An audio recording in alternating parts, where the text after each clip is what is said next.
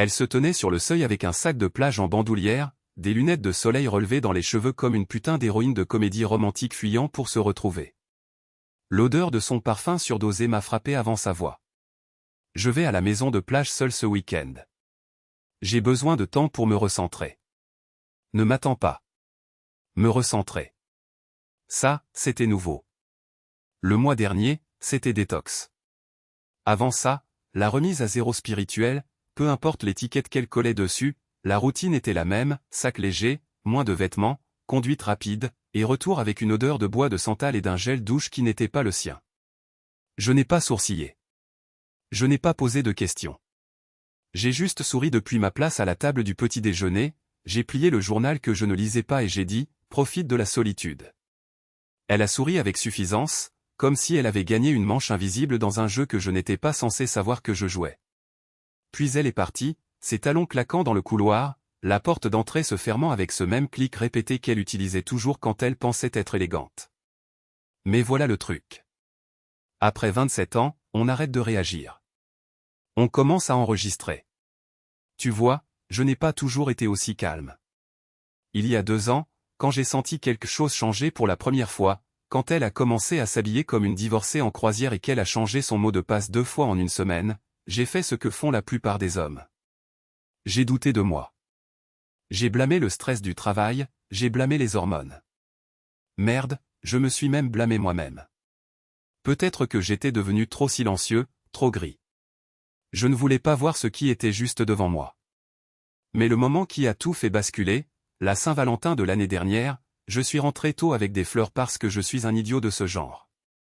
Et j'ai trouvé la cheminée allumée, 2 verres de vin sortis, et Barry White qui jouait sur son enceinte Bluetooth. Romantique, n'est-ce pas? Sauf que je n'étais pas censé être là. Elle ne m'attendait pas. Et dès qu'elle a entendu la porte, elle est devenue blanche comme un mur de plâtre et a renversé un des verres. Je me faisais juste plaisir, a-t-elle dit. Elle n'a jamais bu de rouge. Détestait les taches. Cette nuit-là, j'ai commencé à observer en silence. Je ne l'ai pas confrontée, je n'ai pas pleuré. J'ai commencé à tenir un registre mental de son langage.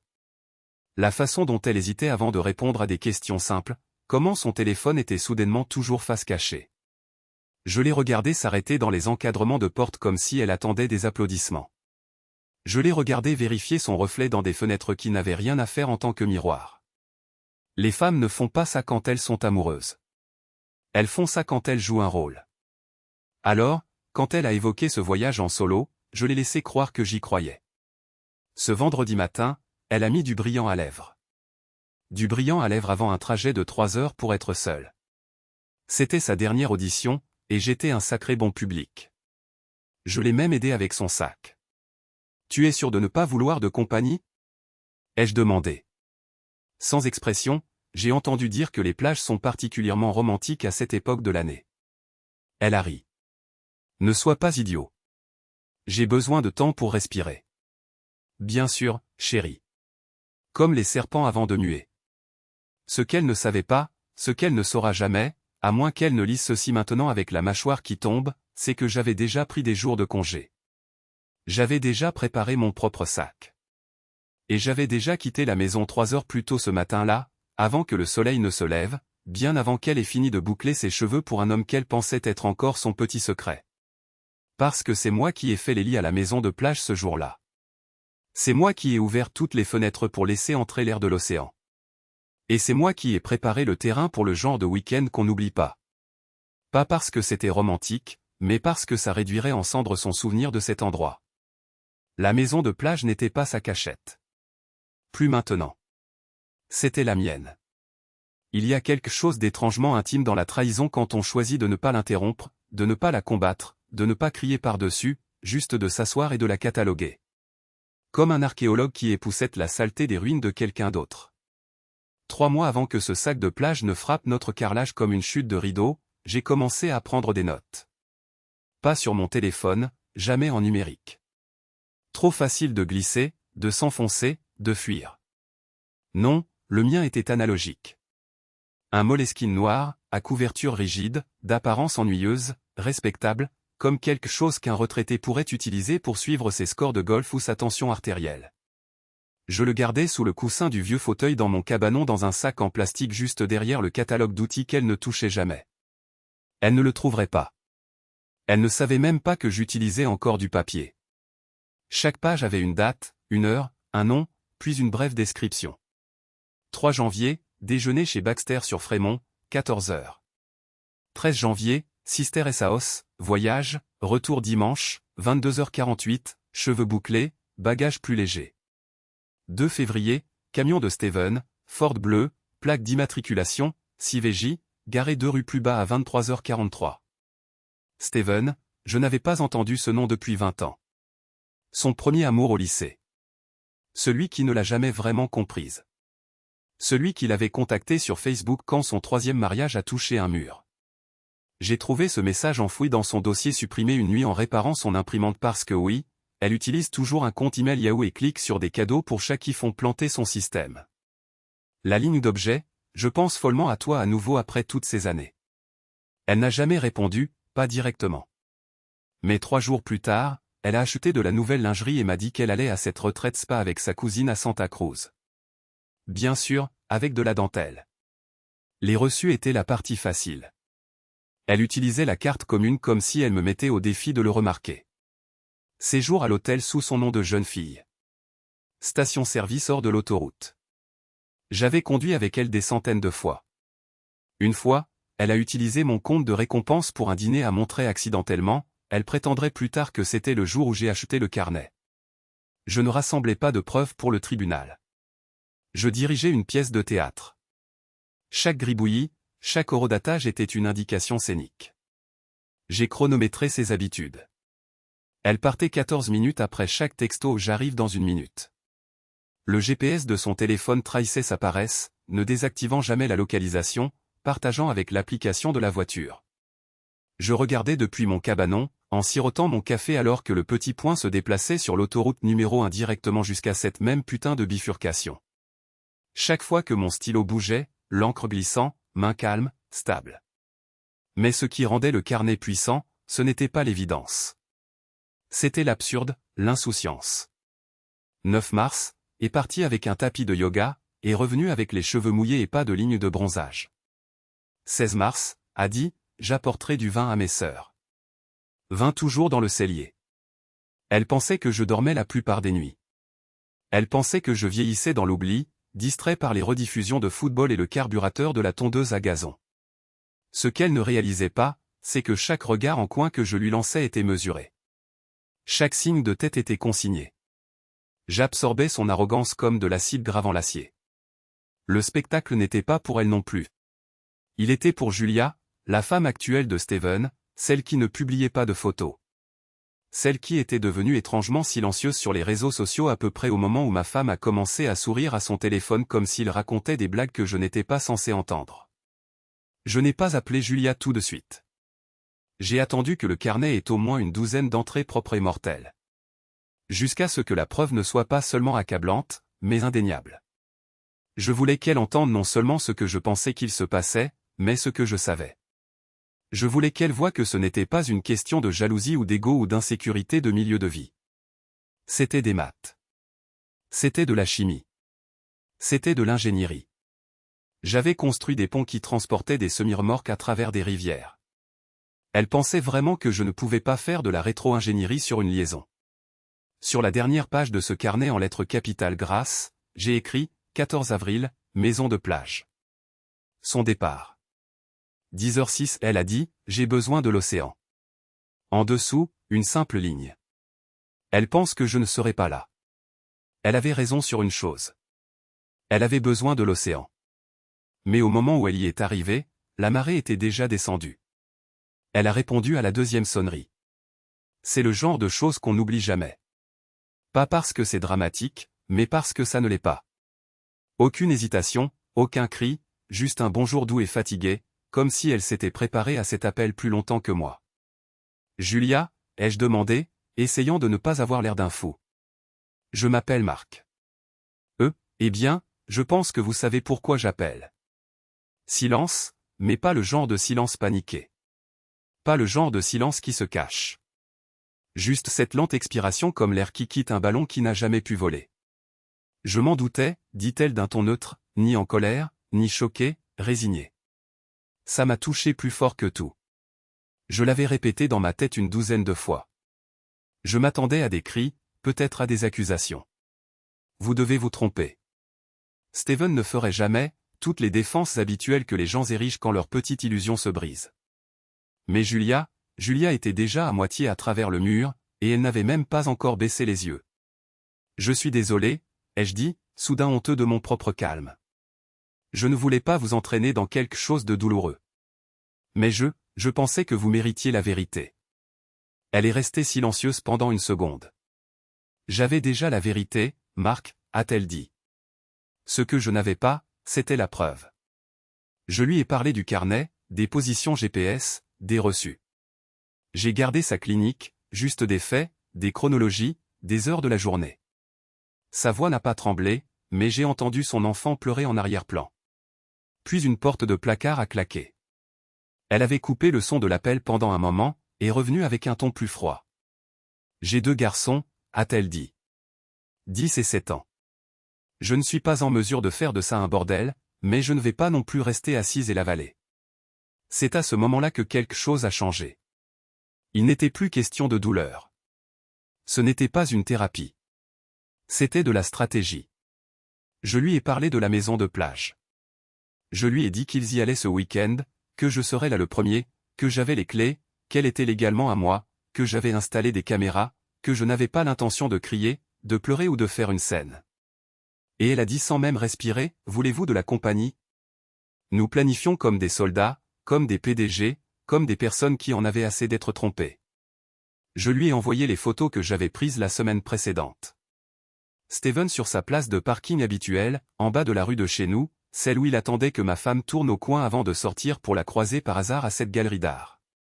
Je lui ai envoyé la capture d'écran du reçu, le nom de son mari, sur une note de dîner de $228 dans un endroit où ils étaient allés pour leur anniversaire, il y a 2 ans.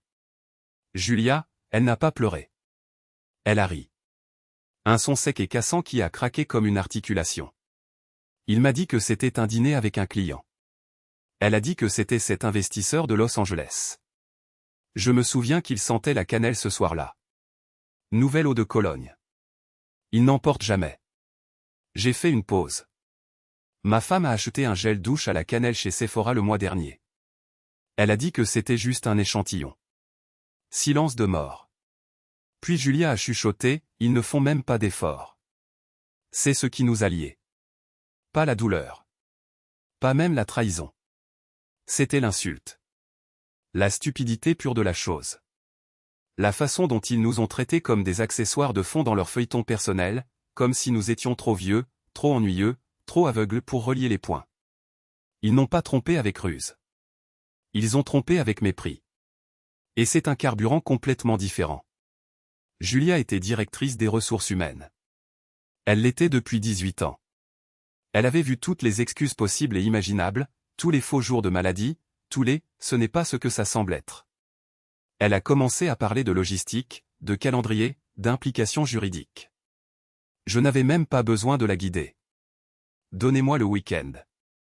J'ai dit, vous voudrez le voir vous-même. Elle n'a pas hésité. Dites-moi quand et où. Et c'est tout. À la fin de l'appel, nous avions un plan littéral des lieux. Elle viendrait à la maison de plage ce matin-là. Je la laisserai entrer avant leur arrivée. Elle attendrait dans la chambre d'amis pendant que je surveillerais les images. Elle voulait l'entendre de ses propres oreilles. Elle voulait voir ses yeux quand il réaliserait qu'il n'était pas seul. 2 personnes, la même blessure, la même colère. Une différence. J'avais la maison. Elle avait le tribunal. Et ensemble, nous n'avions plus rien à perdre. La route sur l'autoroute. Elle était différente cette fois-ci. Pas à cause de la vue. Je l'avais parcourue des centaines de fois. Mais parce que chaque kilomètre que je franchissais signifiait que je me rapprochais de quelque chose d'irréversible. La piste ne brûle pas fort. Pas à ce stade. Elle refroidit. Elle rend le monde plus froid, plus net. Chaque arbre, chaque courbe de la côte avait l'impression de se pencher en avant, de m'observer, comme si la nature savait que quelque chose allait se passer. Je suis arrivé sur le terrain en gravier juste après 8 heures du matin. Lumière matinale sur le porche, celle dans l'air, ce grincement familier du portail d'entrée. C'est drôle comme quelque chose peut ressembler à la fois à un chez-soi et à un territoire étranger. La maison était exactement comme nous l'avions laissée il y a 3 mois. Sa couronne décorative en bois flotté était toujours accrochée à la porte, des coquillages collés avec cette arrogance de colle chaud d'amateur. Un symbole stupide, en réalité. Je l'ai laissée là. Elle servirait bientôt un meilleur but. L'intérieur était toujours immaculé parce que je m'étais assuré que l'équipe de nettoyage était venue la semaine dernière. Elle pensait que je ne vérifiais pas les notifications par email. Elle n'a jamais remarqué que j'avais réactivé le compte Nest. Elle pensait que la maison de plage était son échappatoire. Elle n'a pas réalisé qu'elle était devenue ma scène. J'ai ouvert tous les stores. La lumière naturelle expose tout. J'ai changé les draps du lit principal. Lin ivoire, bordure bleu doux, son ensemble préféré. Laissez-la entrer dans la familiarité. Laissez-la s'installer confortablement. J'ai gonflé les oreillers, et même plié son peignoir au pied du lit. Aucun détail n'était trop petit. Puis sont venues les caméras. 2, une dans l'étagère d'angle du salon, déguisée dans une fausse plante grasse qu'elle avait achetée une fois pendant sa phase bohème. L'autre cachée dans l'horloge antique sur la commode de la chambre. Angle parfait, audio synchronisé, déclenché par le mouvement. Ce n'étaient pas les caméras bon marché et floues. C'était le genre qu'on obtient quand on planifie à l'avance et qu'on sait qu'on n'aura qu'une seule chance. J'ai vérifié les flux 2 fois. Le son était clair. J'entendais le carillon avant dehors. Bien. Suivant. Le frigo rempli juste assez pour paraître spontané. 20. Fraises.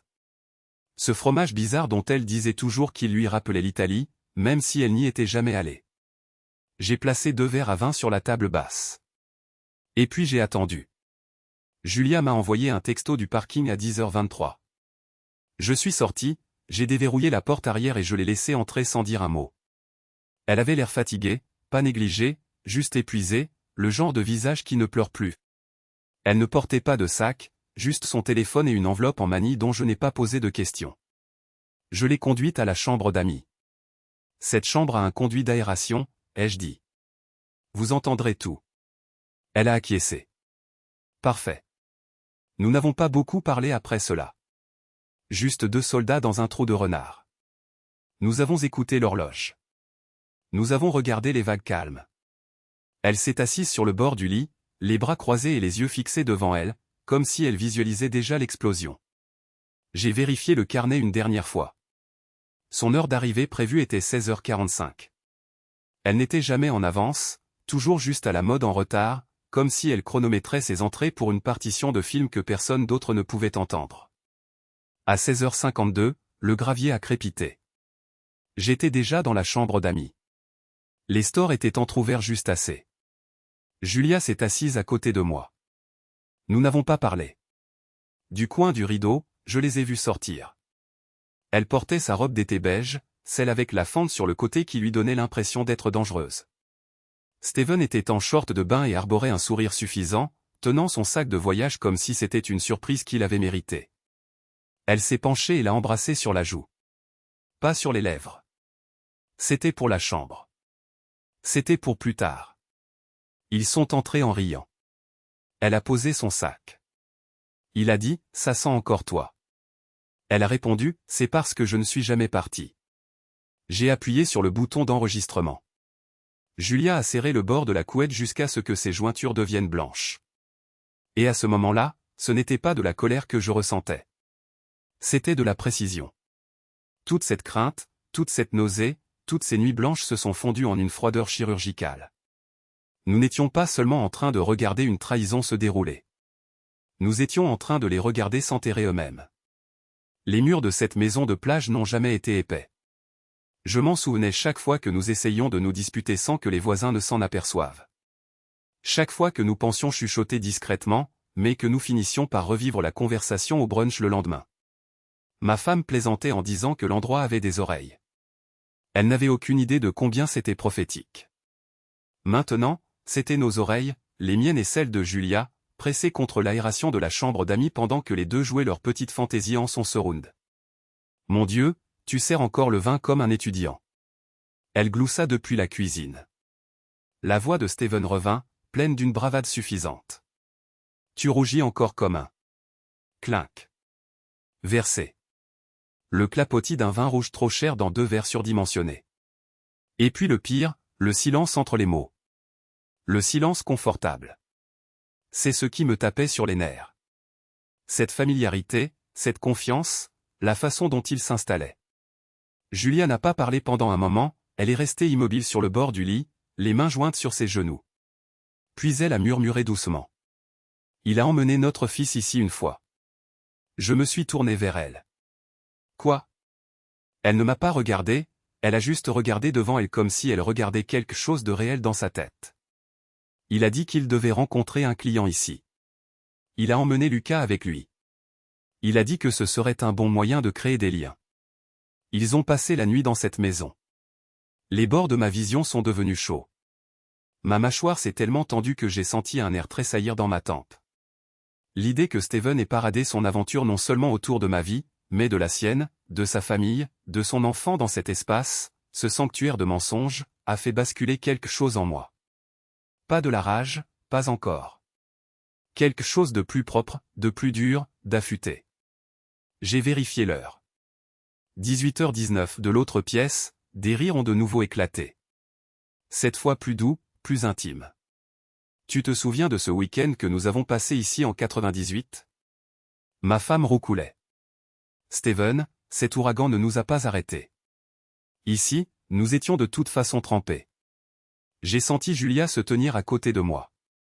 Et j'ai souhaité, mon Dieu, j'ai souhaité pendant une seconde qu'il puisse nous entendre, que la maison puisse répondre, que chaque petit murmure suffisant qu'il laissait échapper résonne avec notre respiration, notre silence, nos yeux qui les regardent à 1,50 mètres de distance.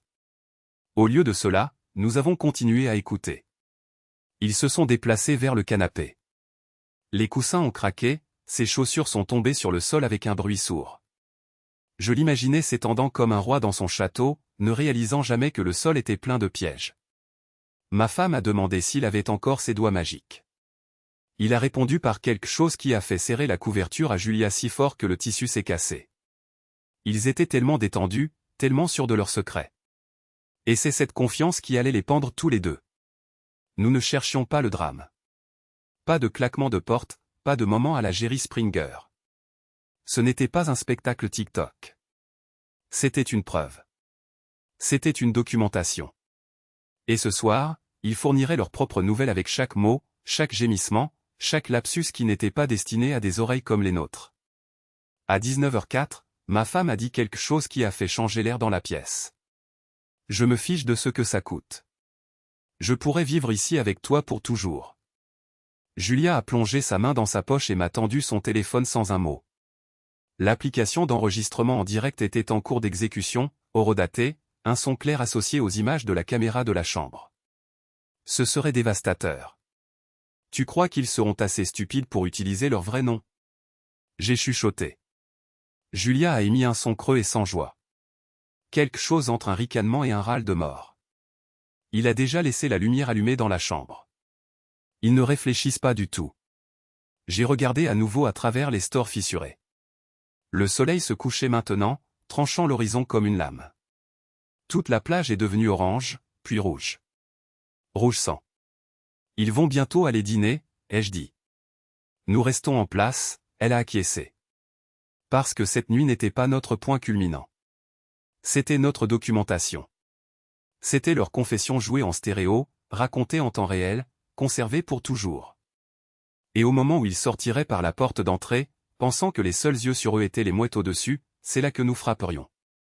À 18h58 précise, la porte d'entrée s'est ouverte et refermée. Leurs voix se sont estompées dans la brise. Steven disant quelque chose d'absurde sur les huîtres comme étant le Viagra de la nature et son faux rire résonnant en bas des marches comme des carillons éoliens faits de verre et de fraude. J'ai attendu 30 secondes, pas par peur mais par rituel. Puis je me suis levé, j'ai retroussé mes manches et j'ai regardé Julia. Maintenant, ai-je dit, elle m'a suivi dans le couloir en silence, pieds nus comme un fantôme. Le salon était encore chaud de leur présence. Son parfum persistait, bon marché mais lourd, comme les mensonges qu'elle racontait au petit déjeuner chaque dimanche. Les sandales de Steven étaient près du canapé.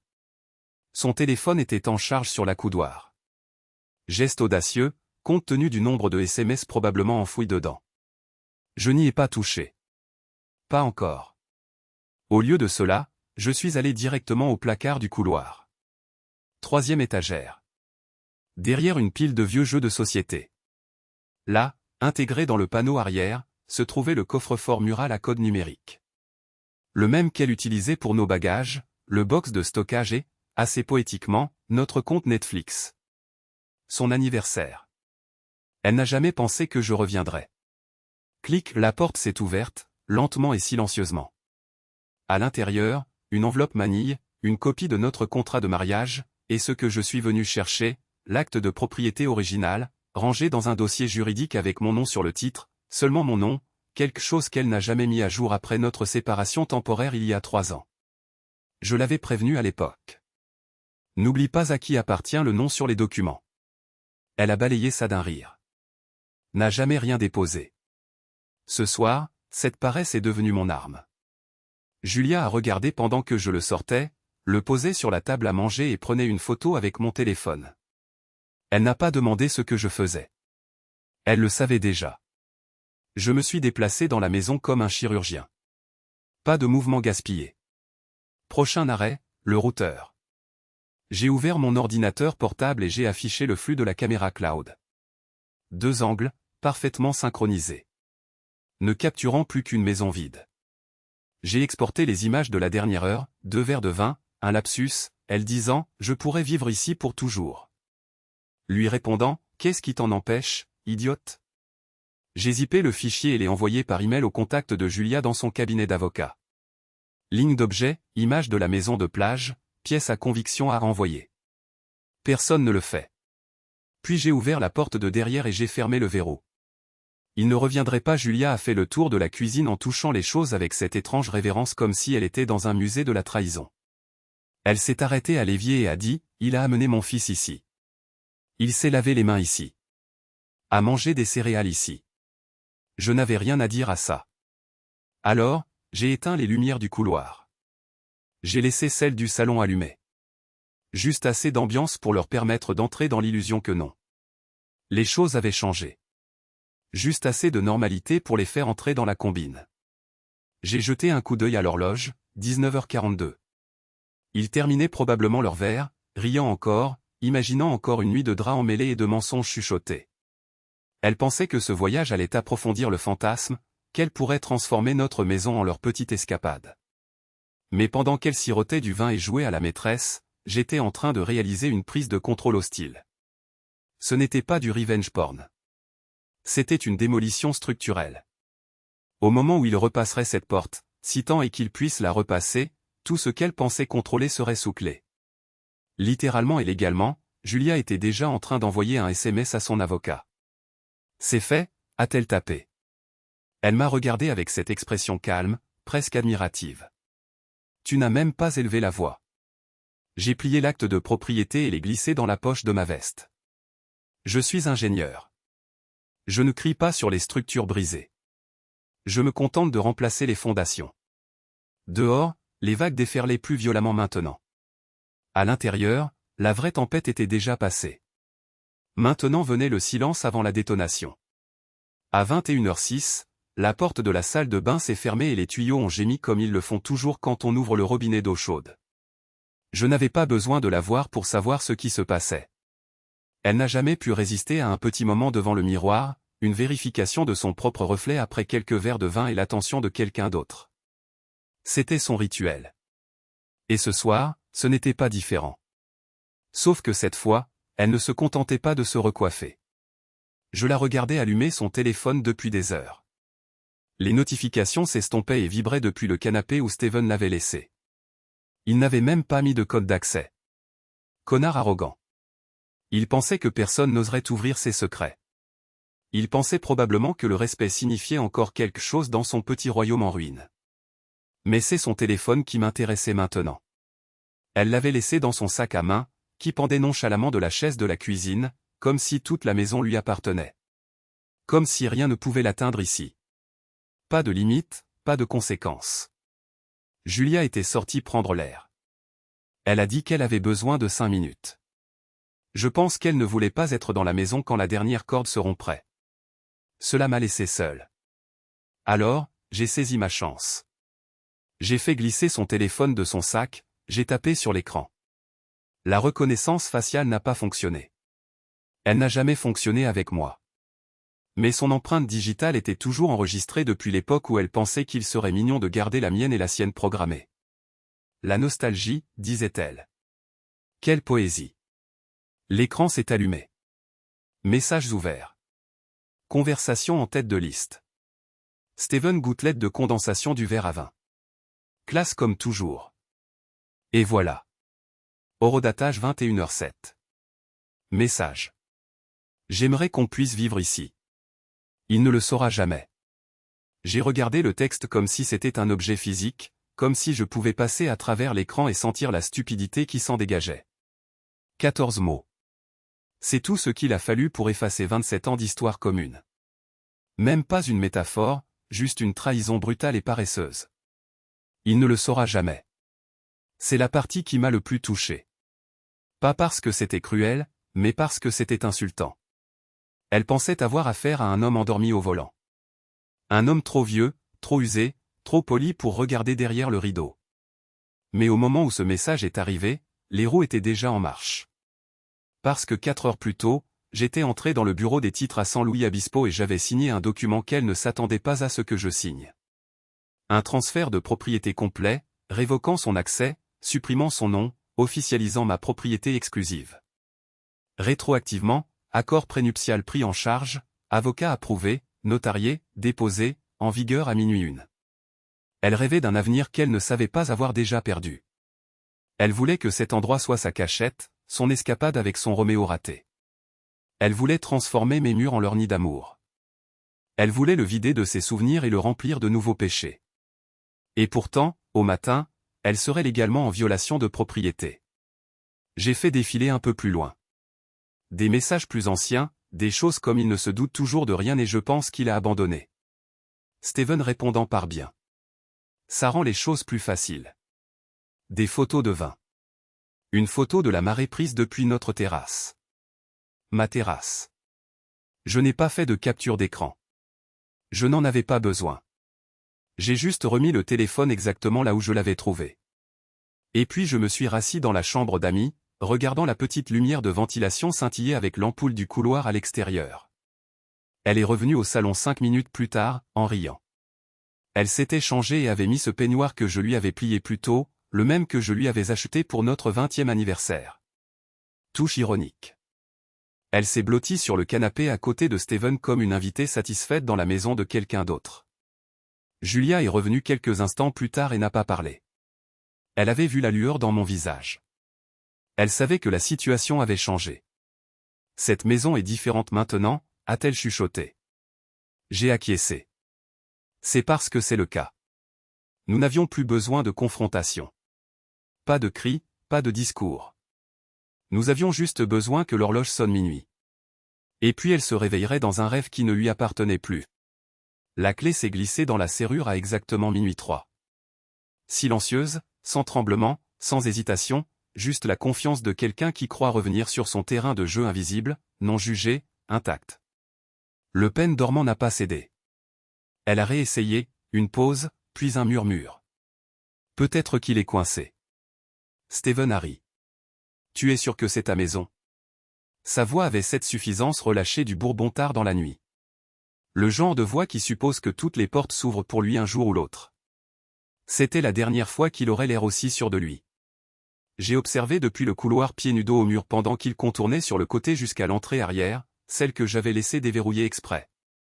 L'invitation finale à entrer directement dans leur propre exécution. Ils se sont glissés à l'intérieur, chaussures à la main, chuchotant des blagues, teintes avec le reste du vin qu'ils avaient chipé au dîner. 2 adolescents dans une peau ridée. Trop vieux pour ce genre de stupidité, mais trop arrogants pour le savoir. La lumière est restée éteinte. Ils se sont déplacés par mémoire. Elle a allumé la lumière de la cuisinière. Faible chaleur. Il a posé le vin sur le comptoir. J'aurais dû faire ça il y a des années, a-t-elle chuchoté, en laissant tomber son sac à main sur la table. Il fallait attendre qu'il cesse de faire attention, a répondu Steven. Ils se sont embrassés. Julia est entrée dans le salon. Pas d'avertissement, pas de bruit, juste le clic sec de l'interrupteur de la lumière au plafond. Ils ont tous les deux sursauté comme des animaux effrayés. Le corps de Steven s'est figé. Il a cligné des yeux comme un homme essayant de recalibrer la réalité. Ma femme a fait un pas entier en arrière, un talon accrochant le coin du tapis. Son sac à main s'est renversé. Des clés, du brillant à lèvres, un reçu froissé, une paire de boucles d'oreilles que je n'avais jamais vues auparavant. Elle n'a pas parlé. Sa mâchoire s'est juste légèrement ouverte comme si elle essayait de formuler une question, mais elle n'a pas trouvé un seul mot qui n'ait pas le goût de la culpabilité. Julia est restée calme, les cheveux attachés, une enveloppe à la main. Elle a dépassé ma femme sans même la regarder et s'est arrêtée devant Steven. « Tu l'as amené ici ?» a-t-elle demandé. Sa voix n'était pas élevée. Pas en colère, juste neutre. La voix de quelqu'un de trop fatigué pour faire semblant plus longtemps. Steven a ouvert la bouche, l'a refermée, a regardé autour de lui, espérant probablement que c'était un rêve ou une blague ou quelque chose qu'il pourrait acheter. Puis je suis sorti de l'ombre. Son visage a changé comme s'il venait de voir un fantôme sortir du plancher. Ma femme a émis ce petit bruit involontaire, une douce inspiration aiguë, comme si elle venait d'entrer dans ses propres funérailles. Je n'ai pas parlé. Car je n'avais pas besoin. Julia tendit l'enveloppe. Épaisse, lourde de photos, capture d'écran, date, transcription audio, chronologie détaillée. Chaque mensonge épinglé comme un papillon dans une boîte de verre. Steven ne la prit pas. Il la regarda juste comme si elle pouvait mordre. Je te faisais confiance, dit Julia. Toujours calme. Pas seulement à moi, à notre fils. Tu l'as amené ici. Tu lui as menti en face. Et pourquoi? Pour ça? Elle se tourna lentement vers ma femme, qui était toujours figée, au milieu d'un pas, comme un mannequin défectueux sous des néons. Est-ce qu'il en valait la peine? Demanda Julia. Silence. Ma femme cligna des yeux. Puis finalement, elle craqua. Marc, je peux expliquer, arrête juste. Et elle le fit. Parce que pour la première fois depuis des mois, peut-être des années, elle réalisa que je ne faisais plus que deviner. Je n'étais pas seulement suspicieux. Je savais. Tu ne vis plus ici, dis-je. Calme, plat, comme en lisant une liste de courses. Elle regarda vers la porte d'entrée, vit son sac de voyage déjà là, préparé. Je l'avais fait après leur départ. J'avais sorti le peignoir, plié ses affaires, ne laissant rien d'elle derrière moi, sauf l'écho de sa voix et la tache de ce verre de vin. Puis je suis allé à la cuisine, j'ai éteint la lumière de la cuisinière et j'ai disparu dans la chambre d'amis, les laissant sous la pleine lumière de la maison, complètement exposés et totalement acculés. Il n'y avait plus rien à crier. Le règlement de compte avait déjà parlé. Julia fut la première à bouger. Elle resta là peut-être 5 secondes après ma disparition dans le couloir, assez longtemps pour laisser le silence s'épaissir. Assez longtemps pour que la honte s'infiltre dans la peau de Steven comme de l'huile sur du béton. Elle ne pleura pas, ne trembla pas, glissa juste l'enveloppe sur la table basse et se dirigea vers la porte d'entrée avec la grâce tranquille de quelqu'un qui avait déjà enterré le corps. Pas de réplique finale dramatique, pas de « comment as-tu pu » larmoyant. Même pas un regard en arrière, juste le bruit de ses talons effleurant le sol. Un pas assuré après l'autre. La porte s'ouvrit. L'air froid de l'océan s'infiltra. Puis elle se referma derrière elle. Steven se tourna pour la suivre, mais hésita, encore assez stupide pour penser que peut-être quelques mots pourraient recoller quelque chose. Sa bouche bougea, mais rien ne sortit. Le maître du contentement, réduit à un gamin aux yeux écarquillés qui avait touché une cuisinière et avait enfin compris ce que signifiait brûler. Il me regarda une fois. Une lueur de quelque chose entre la culpabilité et la confusion. Je ne bronchai pas, alors il partit. Pas de manteau, pas de sac, juste la honte et de l'eau de Cologne bon marché. Puis il ne resta plus qu'elle. Ma femme, toujours debout au milieu du salon, entourée de morceaux d'une vie qu'elle pensait lui appartenir pour toujours. Elle avait l'air plus petite que je ne l'avais jamais vue. Non, elle avait rapetissé comme si chaque mensonge qu'elle avait dit avait pris plus de place qu'elle ne le réalisait. Et maintenant qu'ils étaient partis, elle aussi. Je ne voulais pas que ça se passe comme ça, dit-elle doucement. Je ne répondis pas. Elle s'avança, hésitante, la main à moitié levée comme si elle voulait atteindre quelque chose, moi. Peut-être son ancien récit, la version de moi qu'elle pensait serait toujours là, grisonnante et obéissante et aveugle. Marc, je levai encore la main. Elle s'arrêta à mi-chemin. Tu ne vis plus ici, dis-je. Ses yeux se dirigèrent vers le couloir, vers la chambre, la cuisine, n'importe où sauf moi. Puis elle remarqua le sac devant la porte. Je l'avais placé juste dehors. Un petit tas bien rangé. Ses vêtements, son sac à main, ses clés, même ses lunettes de soleil pliées soigneusement sur le dessus comme une dernière insulte. Elle s'avança lentement vers lui, ouvrit la porte et se figea. Le cadre de la porte, elle a toujours détesté qu'il grince. Elle m'a demandé une douzaine de fois de le réparer. Je ne l'ai jamais fait. Ce soir, c'était le seul son qu'elle fit en sortant. Elle marqua une pause sur le porche, baissa les yeux sur le sac, tendit la main vers la poignée et vit la petite enveloppe scotchée dessus. Son nom calligraphié à l'encre. À l'intérieur se trouvait l'acte de propriété mis à jour. Elle l'ouvrit là, juste sous la lumière du porche. Je vis ses yeux parcourir la première page, la deuxième. Je connaissais la ligne qu'elle trouverait. Je sus quand elle l'atteignit parce que ses épaules s'affaissèrent et que son visage perdit le peu de lumière qu'il lui restait. Propriétaire Markel Withers, titulaire unique. Elle ne parla pas, ne se mit pas en colère, ne supplia pas. Elle resta juste là, tenant les papiers comme s'ils pesaient plus qu'un sac à ses pieds. Et puis, pour la première fois depuis très longtemps, elle me regarda, pas à travers moi, pas autour de moi, mais moi, et ne dit rien. Parce que pouvait-elle dire? Elle quitta ce porche comme une étrangère qui avait pris la mauvaise sortie sur une autoroute et avait réalisé trop tard qu'elle ne menait nulle part. Pas de mots, pas de combat, juste l'entraînement de pied de quelqu'un qui comprenait enfin. Elle n'avait pas seulement perdu la maison, elle avait perdu l'histoire. Et je n'ai pas claqué la porte, je l'ai juste fermée doucement et verrouillée 2 fois. 3 semaines plus tard, un message s'afficha sur mon téléphone à 2h14 du matin. Comment as-tu pu me faire ça? Pas de ponctuation, pas d'excuses, juste ce gémissement d'une ligne tapée depuis le canapé ou le lit d'amis sur lequel elle avait atterri. Probablement envoyé après 2 verres de vin et une spirale à travers de vieilles photos qu'elle n'avait pas pris la peine de supprimer encore. Je le regardais pendant longtemps. Non pas parce que ça faisait mal, mais parce que c'était drôle. Moi, lui faire ça? Je remontais à travers des mois de silence. Pas un seul message précédent.